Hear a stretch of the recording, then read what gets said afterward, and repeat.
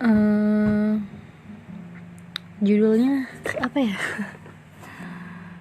Ngefan girl, ngefans, or healing, atau apalah gitu ya. Pokoknya kalian mungkin udah tahu ya, setiap tanggal 10 Oktober itu dunia memperingati yang namanya Hari Kesehatan Mental Sedunia.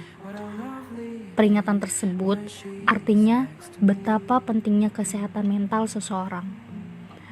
Public figure, influencer, kayak aktor atau musisi kerap ngomongin yang namanya kesehatan mental. Bahkan mereka juga ada yang terbuka tentang gangguan mental yang dihadapi.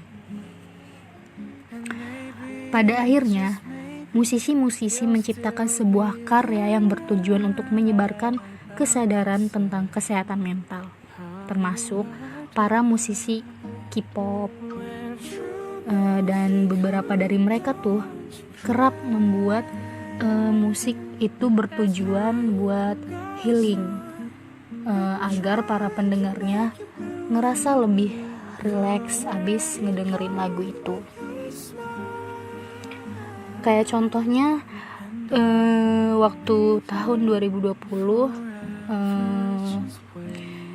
Corona masuk ke Indonesia bulan Maret kalau nggak salah ya. Dan di situ mulailah saya suka sama musik yang genrenya lebih ke yang mendekati apa yang lagi dialami atau udah yang pernah dialami gitu. Apalagi semenjak pandemi itu kan nggak boleh yang namanya keluar rumah. Jadi ada istilah di rumah aja gitu. Jadi pasti selama di rumah itu teman-teman juga pasti ada rasa boring, pengen keluar tapi nggak bisa gitu. Pasti semua orang ngelihatnya ke gadget gitu. Kayak akhir-akhir ini, maksudnya bukan akhir-akhir ini, dari pas pertama pandemi terus di rumah aja karena bosen, saya atau mungkin teman-teman juga pernah dulunya yang nggak terlalu suka dengan musik atau nonton film, drakor, atau nontonin video idola-idola kalian gitu, sekarang jadi suka karena ngilangin rasa bosen waktu pas di rumah aja. Nah sampai sekarang ke bawah-bawah pas udah new normal ini gitu. Jadi menurut saya dunia musik atau dunia perfilman sekarang tuh banyak yang udah mengangkat tema-tema yang berkaitan dengan kesehatan mental gitu, atau sekedar untuk penenang diri gitu.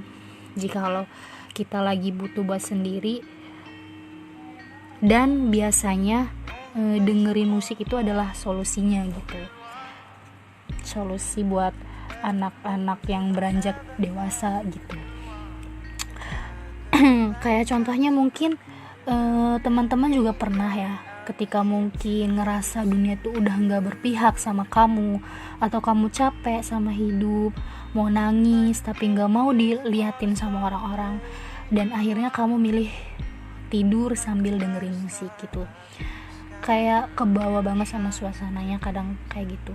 Terus kalau misalkan lagi capek, sedih, saya juga pernah lah dengerin waktu lagi sedih itu kayak dengerin lagunya Feby Putri yang judulnya Runtuh, yang tak perlu khawatir, hanya apa tuh kayak gitu aja ya pokoknya.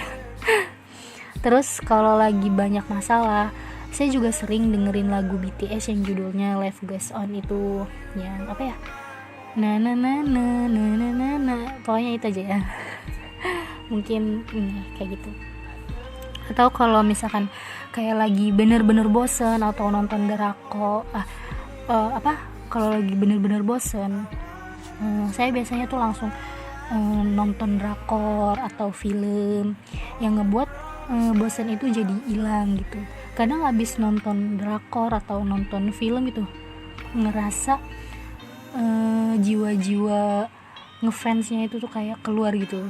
Jadi kalau misalkan ngelihat dia tuh kayak seneng gitu, itu boleh kok gitu. Ngefans kayak gitu boleh.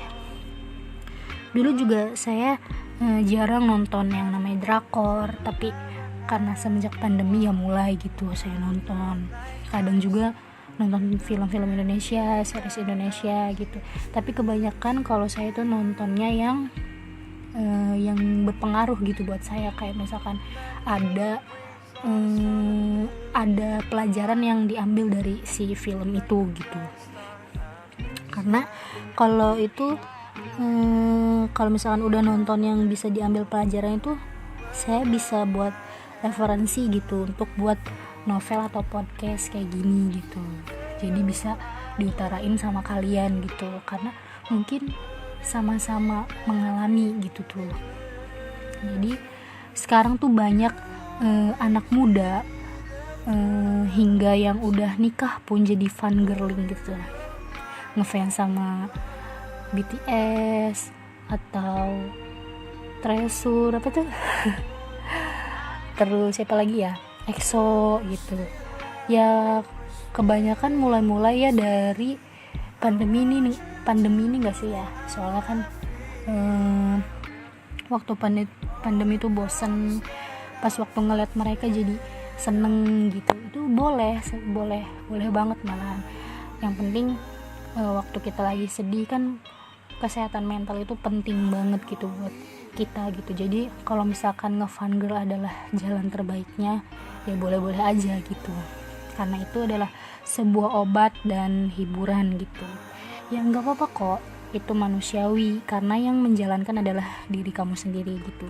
Selagi itu ngebuat kamu bahagia, maka lakuin aja gitu, nggak usah dengerin orang lain gitu. Karena dengan lihat video-video fans kalian, dengerin musik mereka, atau nonton drama mereka, atau beli baju yang samaan kayak mereka tuh, hingga datang ke konser itu buat kamu bahagia gak sih ya? Kayak gimana ya, kayak kesehatan mental tuh pokoknya penting banget buat seseorang. Walaupun cuma kayak gitu ya, buat kita bahagia ya gak apa-apa gitu. Namun kamu juga harus tahu bahwa ada batasan-batasan tertentu yang harus diingat dalam mengidolakan seseorang tuh.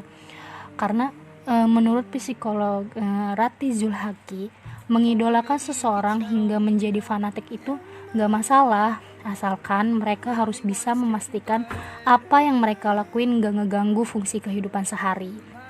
Nah, yang dimaksud itu adalah obsesi seseorang terhadap sang idola gak ngeganggu aktivitas penting mereka gitu.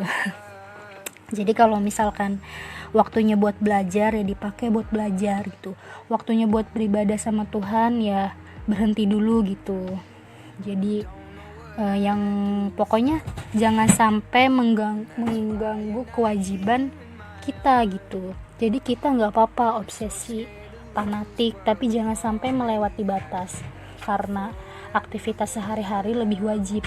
Jadikan mereka adalah obat ketika kamu lelah karena sudah melakukan aktivitas yang begitu rumit. Oke, mungkin ini udah akhir ya. Jadi salam hangat dari saya yang juga sama-sama suka K-pop, drakor, nonton video maksudnya, ngeliatin foto Junghain apa sih? BTS gitu ya, B2B, EXO, terus Kang Tae-oh gitu ya, yang kemarin ada di drakor Extraordinary Wu dan teori-teori di drakor Big Mouth yang sekarang lagi tayang. Yang masih penasaran gak tahu siapa Big Mouth-nya itu sebelumnya. Oke, see you.